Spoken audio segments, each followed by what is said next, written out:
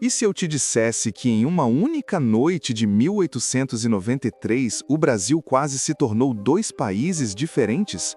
Que o Rio Grande do Sul estava a apenas algumas horas de se declarar uma república independente? E que um homem, cujo nome a história oficial tentou deliberadamente apagar, foi o único responsável por manter nosso país unido? Você provavelmente nunca ouviu essa história na escola, e não é por acaso. Existe uma razão muito específica pela qual os livros de história brasileira passam rapidamente pela Revolução Federalista, tratando-a como apenas mais um conflito regional. A verdade é que esse evento quase destruiu o Brasil que conhecemos hoje, e as consequências dessa quase separação ainda ecoam na política nacional. Imagine por um momento. Se você fosse um gaúcho em 1893, vivendo sob um governo que considerava autoritário e centralizador, cercado por vizinhos que falavam espanhol e compartilhavam uma cultura similar à sua, qual seria sua escolha? Permanecer em um país que parecia ignorar suas necessidades ou buscar a independência ao lado de nações que realmente entendiam sua realidade? Essa não era uma discussão teórica. Era uma decisão de vida ou morte que estava sendo tomada em fazendas, cidades e campos de batalha por todo o Rio Grande do Sul. Famílias inteiras se dividiam entre federalistas e republicanos. Irmãos pegavam em armas uns contra os outros. O sangue gaúcho estava sendo derramado em nome de ideais que pareciam irreconciliáveis. Mas aqui está o que torna essa história ainda mais fascinante. Enquanto a Guerra Civil devastava o Estado, nos bastidores, uma figura misteriosa articulava movimentos que ninguém esperava. Alguém que tinha acesso tanto aos líderes federalistas quanto aos republicanos. Alguém que entendia que o destino do Brasil estava sendo decidido naqueles campos gelados do Sul. O que poucos sabem é que os federalistas gaúchos não estavam lutando sozinhos.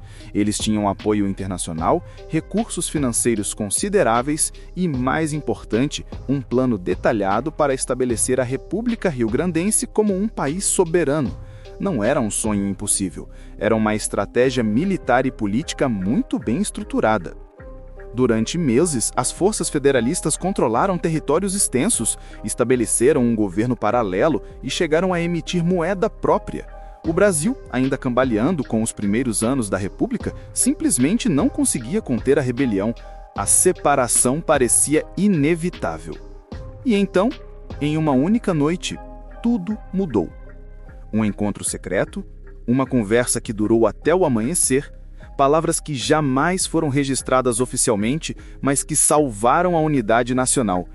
E no centro de tudo isso, um homem cujo nome a história oficial tentou deliberadamente apagar foi o cuidadosamente omitido dos registros históricos. Não por acaso, mas por uma razão que vai te surpreender. Porque você precisa entender, essa não é apenas uma história sobre o passado. É sobre como o Brasil que você conhece hoje quase nunca existiu. É sobre decisões tomadas por pessoas comuns que mudaram o curso de uma nação inteira. E é sobre um segredo que, uma vez revelado, vai fazer você enxergar a política brasileira com outros olhos.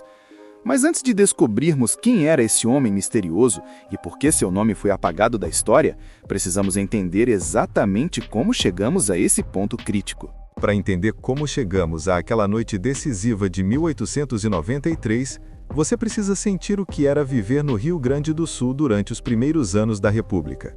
Imagine acordar todos os dias sem saber se seu governo ainda existiria ao anoitecer. Essa era a realidade dos gaúchos que vivenciaram a transição do Império para a República. Um período onde a palavra Brasil ainda não significava muito para quem morava nas fronteiras do extremo sul. Quando a República foi proclamada em 1889, muitos gaúchos sentiram que apenas trocaram um imperador distante por políticos ainda mais distantes. O novo governo central, sediado no Rio de Janeiro, parecia tão alheio às necessidades do Sul quanto Dom Pedro II havia sido. Mas agora havia algo diferente no ar. A possibilidade real de mudança, de autodeterminação, de finalmente ter voz própria. Os líderes federalistas gaúchos não eram sonhadores ingênuos. Eram homens pragmáticos que olhavam para seus vizinhos, Argentina e Uruguai, e viam nações prósperas que compartilhavam muito mais com o Rio Grande do Sul do que com o restante do Brasil. A cultura, a economia baseada na pecuária, até mesmo o modo de falar. Tudo conectava mais naturalmente com o prata do que com o Nordeste brasileiro. E então veio o estopim. Deodoro da Fonseca fechou o Congresso Nacional em novembro de 1891. Para os federalistas gaúchos, isso foi a prova definitiva de que a República Brasileira seria apenas uma nova versão da centralização imperial. Silveira Martins, o grande líder federalista, não hesitou. Se o Brasil não queria ser uma federação de verdade, o Rio Grande do Sul encontraria seu próprio caminho. O que aconteceu a partir de fevereiro de 1893 foi muito além de uma simples revolta regional.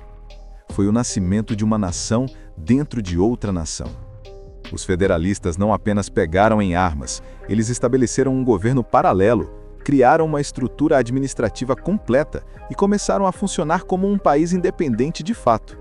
Bagé se tornou a capital provisória da República Rio-Grandense, e de lá saíam decretos, nomeações e até mesmo uma moeda própria.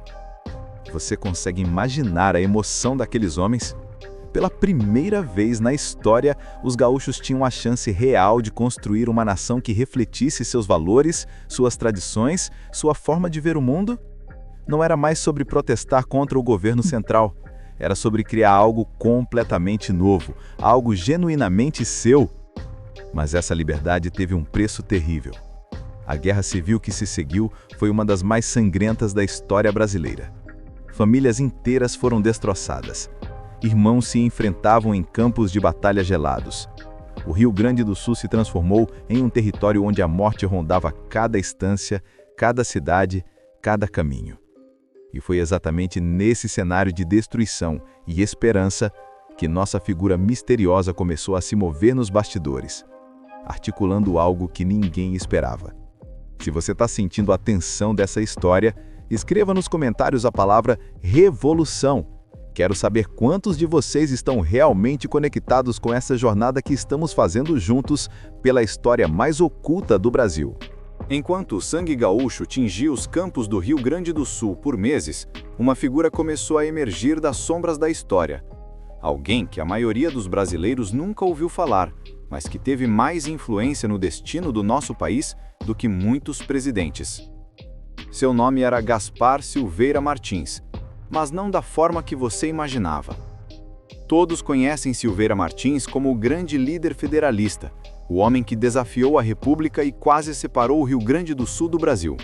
Mas o que os livros de história não contam é sobre seu filho, Carlos Silveira Martins, um jovem de apenas 28 anos que se tornou o verdadeiro articulador por trás dos bastidores, e o homem que, paradoxalmente, salvou a unidade nacional que seu próprio pai estava tentando destruir. Carlos vivia um dilema que poucos conseguem imaginar. De um lado, tinha o amor e a lealdade ao pai, um dos políticos mais respeitados do Rio Grande do Sul.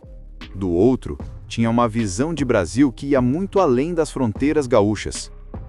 Ele havia estudado em Paris, conhecia a Europa devastada pelas guerras nacionalistas e entendia que a fragmentação do Brasil seria uma tragédia não apenas para o país, mas para toda a América do Sul. Imagine a pressão emocional desse jovem. Durante o dia, ele participava das reuniões federalistas, ajudava a organizar a resistência e via os olhos brilhantes dos companheiros de seu pai sonhando com a República Rio-Grandense. Durante a noite, ele escrevia cartas secretas para líderes republicanos propondo negociações que ninguém mais ousava sugerir. O que torna essa história ainda mais dramática é que Carlos não estava traindo ninguém. Ele estava tentando salvar a todos. Ele sabia que a guerra civil estava destruindo o Rio Grande do Sul de dentro para fora. Famílias que conhecia desde criança estavam se despedaçando. Amigos de infância se matavam em nome de ideais que, no fundo, não eram tão diferentes assim. Foi Carlos quem primeiro percebeu que tanto federalistas quanto republicanos queriam a mesma coisa: um Brasil mais justo, mais descentralizado, mais respeitoso com as diferenças regionais. A diferença era apenas no método. Uns queriam reformar o sistema de dentro, outros queriam criar um sistema completamente novo. E então, em julho de 1893, Carlos tomou a decisão mais arriscada de sua vida. Ele organizou encontros secretos entre líderes de ambos os lados, sempre em locais neutros, sempre sob o pretexto de negociar trocas de prisioneiros ou cessar fogo temporários. Mas o que realmente acontecia nesses encontros era muito mais profundo. Carlos estava plantando as sementes de uma reconciliação que parecia impossível. O jovem Silveira Martins usou algo que ninguém mais tinha naquele momento: a confiança de ambos os lados. Para os federalistas, ele era o filho do grande líder, alguém que jamais trairia a causa. Para os republicanos, ele era a voz da razão dentro do movimento separatista, alguém com quem se podia negociar de boa fé. Mas Carlos sabia que palavras não seriam suficientes. Ele precisava de algo mais concreto, algo que mostrasse aos dois lados que a paz era não apenas possível, mas necessária para a sobrevivência de todos. E foi aí que ele começou a articular o plano mais audacioso de sua vida. Um plano que envolveria uma traição aparente, um sacrifício pessoal imenso e uma noite que mudaria para sempre o destino do Brasil. Porque o que Carlos descobriu nessas negociações secretas foi algo que nem seu pai, nem os líderes republicanos sabiam. O que Carlos Silveira Martins descobriu naquelas reuniões secretas foi algo que gelou seu sangue. Ambos os lados estavam sendo manipulados por potências estrangeiras. A Argentina estava secretamente financiando os federalistas, não por amor à liberdade gaúcha, mas porque um Rio Grande do Sul independente seria muito mais fácil de controlar e, eventualmente, anexar. Do lado republicano, investidores europeus prometiam empréstimos vultosos para o governo central, mas apenas se conseguissem garantir a estabilidade territorial do Brasil. Em outras palavras, o Rio Grande do Sul estava sendo usado como peça de xadrez em um jogo muito maior. Se a separação acontecesse, os gaúchos trocariam a suposta opressão brasileira por uma dominação estrangeira muito mais sutil e perigosa. Se a guerra continuasse, o Brasil inteiro entraria em colapso econômico, abrindo caminho para intervenções externas. Foi nesse momento que Carlos tomou a decisão que mudaria tudo.